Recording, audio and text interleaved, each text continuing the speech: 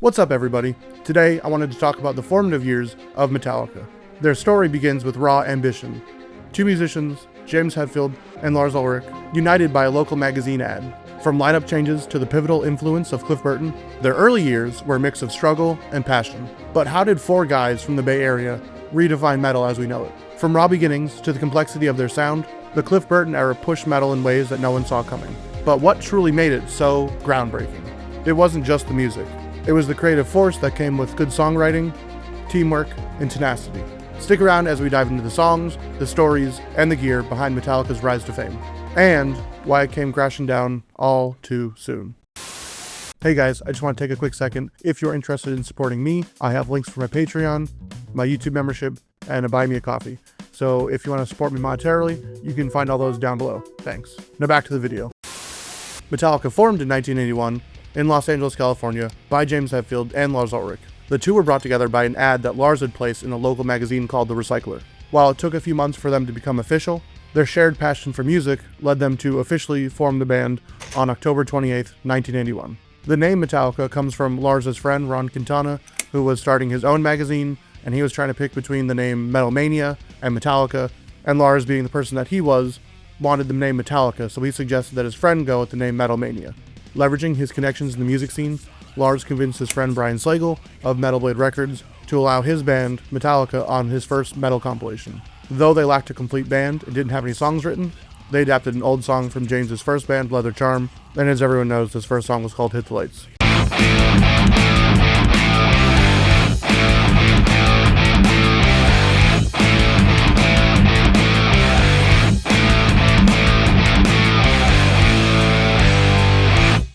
James recorded all the vocals, the rhythm guitars, and the bass parts. Lars obviously did the drumming, and they brought in James's guitar teacher, Lloyd Grant, to do all the leads.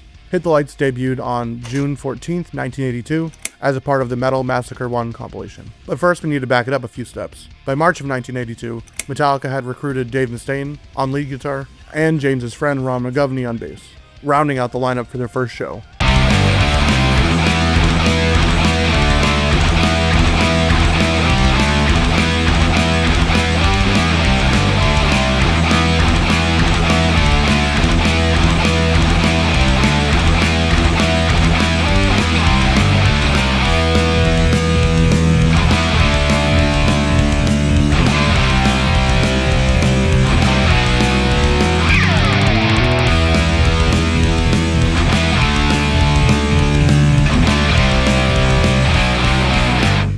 They would play their first show on March 14th, 1982, and they quickly gained a lot of momentum, and for their second show, they opened up for Saxon. That year, they released two more demos. They released the Power Metal demo, and they released the No Life to Leather demo.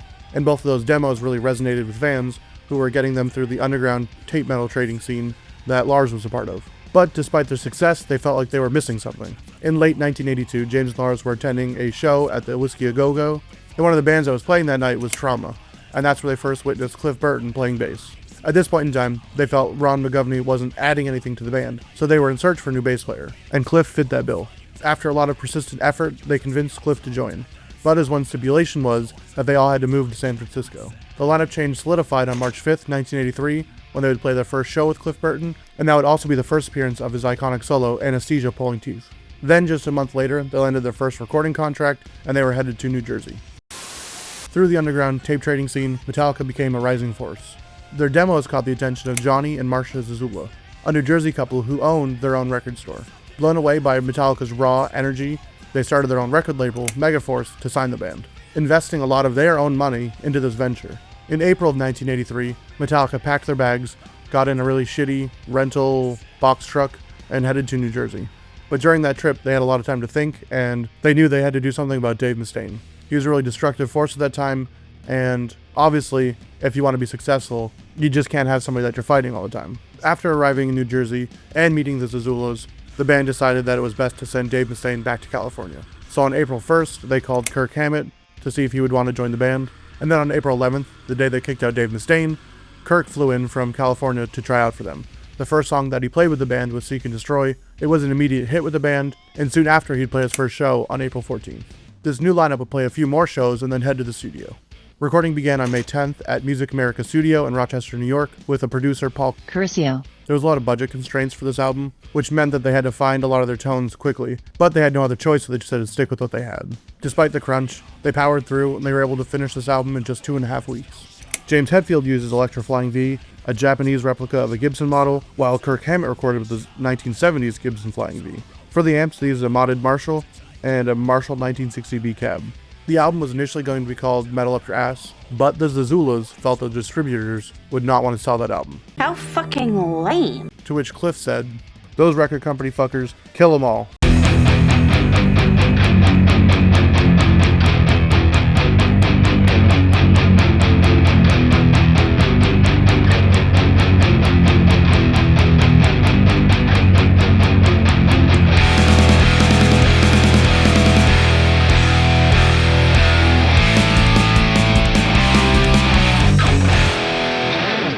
And apparently Cliff would carry a hammer around all the time, so he kind of helped inspire the album art as well. The album dropped on July 25th, 1983, launching Metallica into a whirlwind of tours, including a co-headlining stint with Raven.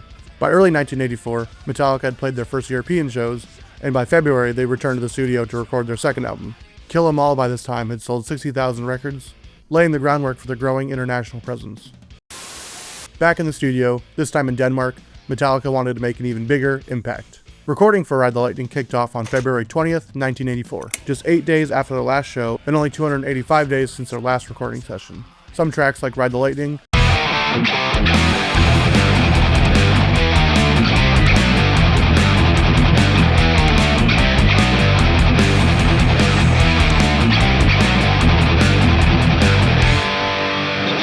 and The Call of Cthulhu, which had previously been named When Hell Freezes Over, were played during live performances in 1983, and even included some riffs from Dave Mustaine. The rest of the album, however, came from a collection of riff tapes that James and Lars pieced together.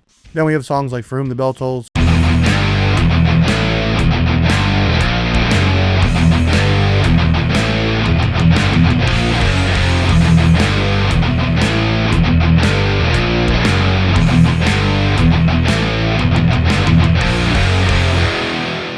Trapped Under Ice, and Escape, which were finished in the studio. This time around, Metallica had more control over the recording choices and chose Flemming Rasmussen as the producer for the album. Rasmussen faced a few challenges when recording it. Lars was still really underdeveloped, and he needed Rasmussen's help to stay on time. Then on the other hand, James had just had all of his gear stolen in Boston in January, so Rasmussen had to scour all of Denmark to find him an amp that would be suitable, because he just lost his prized Marshall. And I think that Rasmussen did a hell of a job fixing these problems. The band recorded Ride the Lightning in just 24 days, delivering some of their finest work, including a ballad that initially divided fans. Released on July 27th, 1984, the album name was inspired by Stephen King's The Stand. It was a reference to a line from the book's main antagonist, Randall Flagg. For this album, James once again used his Electro Flying V, Kirk Hammett used his Gibson Flying V, and they likely used either a Marshall JCM 800 or a Marshall Plexi with the Marshall 1960B cab. The album's production exceeded the Zazula's budget, prompting support from Metallica's European label, Music for Nations. This financial strain led to the end of Metallica's relationship with Megaforce. The band wanted bigger promotion and bigger budgets, and they knew they weren't going to get that from Megaforce. Their performance on August 5th, 1984, convinced the chairman of Elektra Records to sign them, and their new label would re-release Ride the Lightning on November 19th. The album peaked at number 100 on the US Billboard 200, and had sold 85,000 copies in Europe at this point. Metallica spent most of 1984 in Europe, playing 51 shows and building their international reputation. Between January and March of 1985, Metallica returned to America, performing 52 shows across the US and Canada in promotion of their new album. The band took a 5-month break to start writing Master of Puppets. James and Lars locked themselves in the Metallica mansion and put their nose to the grindstone to get it done. In August of 1985, they played 3 shows, 2 of which are some of their most iconic performances: the Monsters of Rock show and the Day on the Green. And then immediately after that, they would return to Denmark to record their third album. Metallica wasn't about to slow down. Lars was sharpening his drum skills by taking some drum lessons, and Kirk Hammett was taking more lessons from Joe Satriani. All of this was in preparation for their new album. They aimed to impress fans and critics alike, even reaching out to Geddy Lee from Rush to see if he could produce the album, but unfortunately their schedules couldn't line up, so they once again went to Flemming Rasmussen in Denmark. By September of 1985, most of the new tracks were ready, except for Orion and The Thing That Should Not Be. Determined to elevate their sound, Metallica focused on perfecting every detail.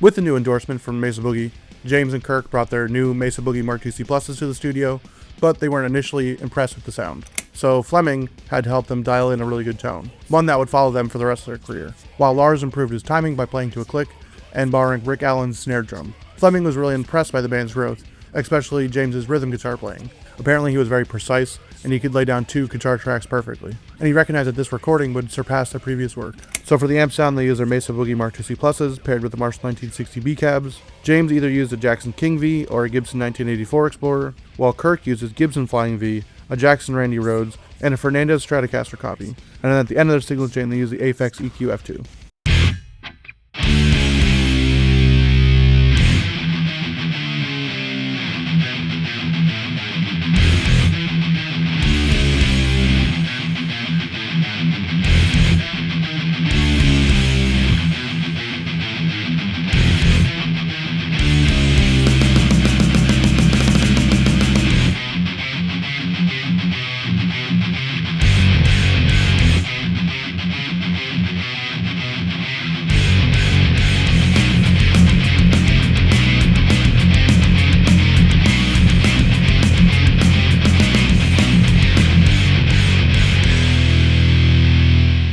By December 27th of 1985, they had recorded 8 of their best tracks. Master Puppets was released on March 3rd, 1986, spending 72 weeks on the Billboard 200 and peaking at number 29. The album went gold within a year and sold 500,000 copies. To support the album, they embarked on the Damage Inc. tour, which included Metallica opening up for Ozzy Osbourne, which was a significant milestone for them. Despite the grueling schedule, they impressed every night. Their hard-partying reputation earned them the nickname Alcoholica. During the tour, James would get into a skateboarding accident, which prompted John Marshall to take over the guitar duties while he did the vocals. Tragically, the tour came to a devastating halt when a bus crash in Sweden took the life of bassist Cliff Burton. The band was left to cope with the heartbreaking loss, pausing their momentum to mourn and regroup. Sitting down to write all this, it's pretty unreal just how fast and how much Metallica had achieved by 1986. Only 3 albums in, but they already surpassed all of their peers in commercial success. It's easy for a lot of metalheads to overlook this point, but I think it's significant that they not only charted on the US Billboard 200, but they stayed there for a long time. They defined a musical movement in America, and then evolved their sound to stand apart from their contemporaries. With Kill 'Em All, they helped ignite the thrash scene. But by Ride the Lightning and Master Puppets, they were carving out their own unique territory. Their compositions grew longer, more dynamic, and technically complex. James's vocals and lyrics matured, which is really impressive because there was a time where James didn't even want to be the vocalist in the band, and they were trying to get John Bush from Armored Saint to do it. Cliff Burton also played a massive role in their success. He was like an older brother figure for the band, and he'd be a guiding light to help steer the band in the right direction. A lot of people like to think that if Cliff was still in the band, the Black Album wouldn't have happened, but I think they overlook how much music he listened to and how much he enjoyed other types of music. And while I didn't know him personally, obviously, or any of the band members, I think that if he felt this is what the band wanted to do and they weren't doing it for bullshit reasons, he would have went along with the Black Album as well. But he also brought a unique vision for songwriting and music crafting that the band didn't have previously. He was a classically trained musician, and a lot of his compositions that he brought to the band had that same kind of a feel. I think he affected how long the compositions were. I know Lars has said a lot of times that he was pushing for more and more and more, but I think Cliff was as well. And then his own unique bass sound can't be overlooked. He had a nice distorted tone, and he loved to use that wah pedal. In just 5 years, Metallica had grown from local heroes to emerging international stars, and Cliff was a crucial part of that rise. His impact is most evident in Orion, his magnum opus, blending metal and blues seamlessly. Then we have Lars Ulrich. Despite the criticism for his drumming, he brought a lot of invaluable connections that he had made throughout the years, and a lot of business knowledge that he had gained throughout the years. And his relentless energy propelled them from the underground to opening for Ozzy Osbourne. Kirk Hammett contributed with really good guitar solos, and rhythm playing, which I think a lot of people overlook because James Hetfield records all the parts, but Kirk has to keep up with those parts live. Together, they were building a metal empire, and it's tragic that this era ended so sadly. As Metallica closed this era with the tragic loss of Cliff Burton, they stood at a crossroads. Their teamwork had propelled them to the forefront of metal.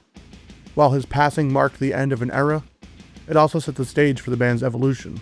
The lessons and legacy that Cliff left behind would resonate in their music, guiding them as they navigated the challenges and the opportunities ahead. This crucial moment not only defined their past, but also hint at the unexplored territories they would look at in their future. Each of Metallica's first 3 albums stand out in its own way. Within a year, they had formed the band, released a few demos, and been signed to a record label. Kill 'Em All set the foundation.